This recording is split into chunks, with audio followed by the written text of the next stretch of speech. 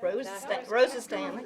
Isn't Gertrude Stanley She's up in Frederick. of Johnson's? Yeah. You know. Kay Black's quilt has a common thread which ties our past to our present here at Damascus Methodist Church. I think this is a blueprint of Damascus because I can look at this quilt and I see the names of business people and merchants and people that lived and worked in this town and went to this church. Well, I didn't know that any of the history behind it at all, other than it was handed down actually until Talk Joy. Wrote her name in. Joy Schwab found out about the quilt after reading a letter written by her mother. It says in here, in 1915, the Ladies' Aid Society of Damascus Methodist Church made a quilt as a fundraiser. Each member was responsible for a square. The names were then embroidered. The squares, of course, were quilted and put together. They were auctioned off, and Mr. Oliver Brandenburg bought it. Grandfather. Oliver Brandenburg was Kay's grandfather. This is my grandfather. This is who bought the quilt. In 1915, he bought the quilt for his wife, Carrie, whose name appears on the quilt. Carrie Brandenburg. Yeah, that's my grandmother. Yeah. That's the one who got the quilt. But Kay had never seen the 87-year-old quilt, so the search was on. Well, it was in a trunk in the attic at the house. How'd you feel when you found it? Oh, I cried. Other than that, I'm glad to have it. Oh my gosh, Mike, I see my family, isn't While an that neat? 87-year-old My quilt can grandmother. be awe-inspiring, You see this date? And she's on this one too. That was 12 years before I was born. our quilt from 1977 gives us a more recent link to our past. These names were sold for $1 each, and I think the quilt was sold at auction for $615 in our at our fall bazaar that year. I want to let it be the biggest bundle it can be and still fit in whatever package. Mary it's going Jane to be in. Perini is a quilt appraiser and textile researcher. Bag is not the best way to store it. She lives in Hagerstown, Maryland, and runs a shop called the Cooper Shed. Mary Jane thinks that both quilts are special in their own way. Oh, it is a crazy quilt. It's a genre or type of quilt that became popular in the end of the third quarter, first or the fourth quarter of the late 1800s. There was a world exposition, and the Chinese were featured in that exposition, and they brought a lot of cloisonne. Cloisonne is enamelware in vases, in plates and bowls, and they would put the enamel in, and there would be brass, sort of like a border, and the enamel would be poured in between those borders. And it very much had this kind of look with deep jewel tone colors, and you notice a lot of this has gold, and that's emulating the brass work. This is a nice example emulating what cloisonne would actually look like, as well as this. These are the right colors. So the researchers' thinking is the cloisonne inspired this quilting type. This is unusual in a couple of ways. One is, generally speaking, the technique with Crazy Quilt was to blur the patches so that you would have pieces overlapping to make this strong square pattern disappear. This one, the makers have decided to make it a part of the quilt, which is really interesting. Lots of really beautiful penne velvets in this quilt. Velvet was an important fabric, and so there were lots of types of velvets and lots of styles. There's some flocked velvets in here, some plain velvets, there's some brocades. These are beautiful fabrics. But here are lots of taffetas, silks, and satins. This was a very popular fabric at the turn of the century. So somebody used it to good effect. Ah, this one's lovely. This one's full of silks and satins. And they're still in very good shape. Isn't that one pretty? The stitching is quite nice as well. This is called quilling, this kind of embroidery that looks like little chains. And this maker's done all of her work in quilling. This lady's used a kind of satin stitch.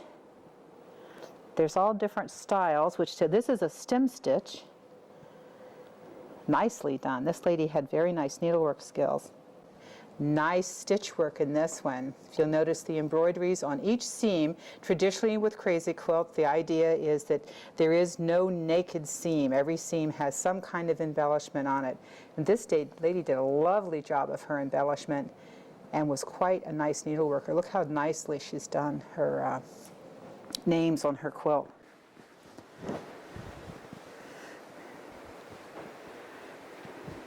This is a nice size quilt. So it's another signature quilt. And you see this one's from 1977. Nicely done. So what can we say about this quilt? The pattern is most often called fence rail. Very popular pattern at the time, still a popular pattern today. This one is done in what's called a streak of lightning fashion. If you notice, two of the fabrics do this lightning zigzag across the quilt. It's considered a fence rail because you have a set of blocks going this way and a set of blocks going that way, and they're alternating up and down like a rail fence. Nice needlework. I would hazard a guess that this needlework was done by the same person. This doesn't look like different people did it, unless somebody was standing over them making them do it exactly the same way. Beautiful tight stem stitch. My guess would be this one person did it who knew how to do it well. Well, my sister did all the writing on every strip, my sister Dorothy Burdett, so that all the writing would be the same. All the names would look like they were written by the same person, which they were. And then during the summer, a group of us took the pieces home and did the embroidery work. And then we got together in the fall and put the quilt together. Well, that's nice to know. I always like it when someone can confirm what you guess. Half square triangles in a nice sawtooth border around the edge. And nicely quilted. We refer to this kind of quilting as to the patch or to the pattern because the quilting lines are actually following the shape of the blocks. And although this has less value today because it's from 1977, years from now it will be as important as that quilt is because it will show its place in time.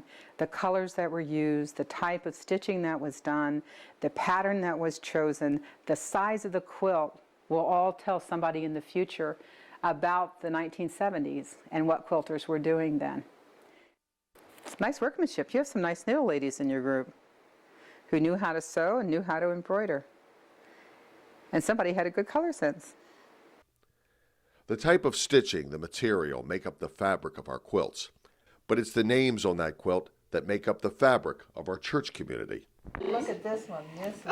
This Becky brings it up Snap? to date. Barbara, Linda, all the girls. There's my name and my parents. Right here. This is our corner. Ray Harding, Jean Harding, Patty, and Kelly. Sam McCoris's. So you see Cleve and Kitty over there? I saw Cleve Hyde once. I saw him on here. Anything that has names and dates on it is more valuable than something that does not have names and dates on it.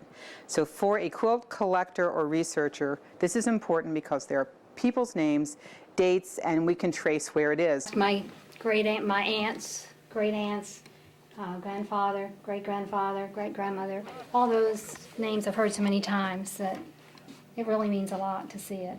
And then here's Aunt Blanche. There's a lot here. Aunt Pearl, Aunt Mamie. Now, Warner Poole, is he related to Jack Poole? Jack's Mother was Susie. mother was Susie, Susie Poole. and her mother, Elsie, was my father's half-sister. Oh, good grief. See, there's two sets of families there. Oh, my gosh. Here's Jane's mother and father here, Sally and His name was Archie. Archie Worth Souter. Yeah. Well, then you two are related. yes, your cousins. Yes. Oh, my gosh. You have to be careful who you talk about in this You town. are because exactly you're- right. Quilters didn't sit down and write journals and tell all about their quilts. We didn't see it as that important. A lot of quilters still don't do that, and we wish, as researchers, that they did. Ray Harding, Jean Harding, Patty, and Kelly. Samacoruses? So you see Cleve and Kitty over there? I saw Cleve Hyde once. I saw him on here. I know Pearl was somebody's niece or something, and I remember driving Grandma to Luray, Virginia to visit her. She lived 2 houses down from my mother and father, and she always went to market, and she sold her baking goods. She made the best sticky buns. Could smell it in my house every time. Every day she made them. I'm standing right here with my husband's name on here, so it means so much to me to see that on there. I guess I'm unique in that I can pick up my mom's name here and my mom's name there as a 3-year-old. Janice Hyatt Green, and then in this quilt, Janice Hyatt. I know she was 3 years old at the time. This is a valuable quilt for your church. If these names are members of the church and you remember who made it, if you still have in living memory the what's and wherefores about this quilt, it would be nice if someone took the job to be documenter of the quilt and to actually say this quilt was made for this purpose at this time, and we know who some of the makers are, and it looks like each maker's name, that would be my guess, is in the center of the square, to document who, what, when, where, and how for the quilt. And then every now and then, so people can remember its importance, is maybe on the anniversary of the church, some ceremony of a building, for some reason that happens each year that the church celebrates, to bring the quilt out and show it and make it part of some demonstration so that church members learn about it and they learn to value it. People who hide their quilts away wind up passing out of this life, and if their children and their children's children have never learned to know the quilt's history, then they say, what do we do with this quilt? Oh, throw it in the pile for the sale, and it gets lost because people don't understand it. To Mary Jane Perini, these 2 quilts are the ultimate salutes to the women of our past who asked for so little but gave so much. I like to honor the history of women that's been lost because what women contributed to society was not valued enough to put their names and dates on it. So anytime we can record what women were actually doing, I want to be right there helping to make that record to honor these women. It was so much fun to do, and we just enjoyed it and had such wonderful fellowship. We would get together, and we met in the parsonage in the basement, and we would bring our lunch and work until lunchtime and take a lunch break and then go back to work until about 3 o'clock. And it was fun. It really was. We learned a lot, had a lot of laughs, and we really didn't gossip either. We just worked. I particularly honor the women who had very little in their lives, who took string from feed sacks and materials from sacks and fashioned them into quilts and made something out of nothing. And I glory in that. And pioneer women who were out